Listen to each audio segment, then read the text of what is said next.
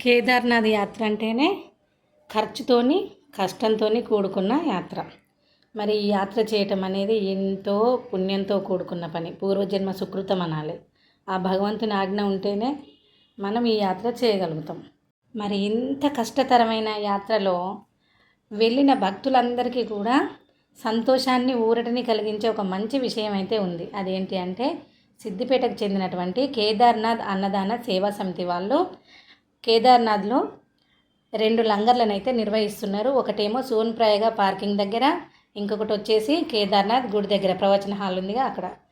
ఈ లంగర్లు పొద్దున 4 గంటల నుంచి మొదలు పెడితే అర్ధరాత్రి 12 గంటల వరకు నడుస్తూనే ఉంటాయి. ఇవి 45 రోజులు వీళ్ళు ఇలాగే ఈ లంగర్లని నిర్వహిస్తారు.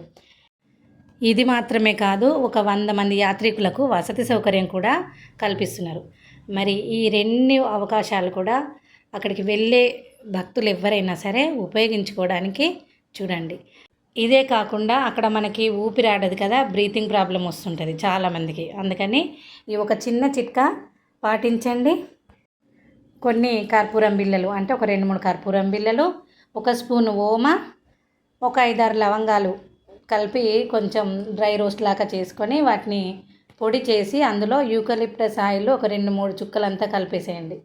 దీన్ని ఇలా ఒక కాటన్ బట్టలో ఇలా చిన్న చిన్న పొట్లాలుగా కట్టుకోండి. కట్టి వాటిని లాకింగ్ కవర్స్ అందులో పెట్టేసుకోండి.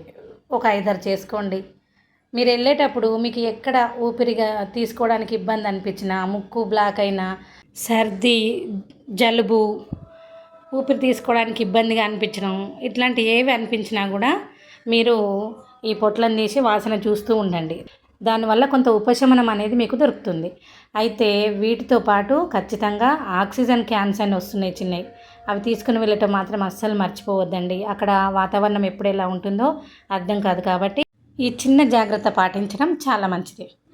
ఈ విషయాలు గుర్తుపెట్టుకోండి. క్షేమంగా వెళ్ళి లాభంగా రండి.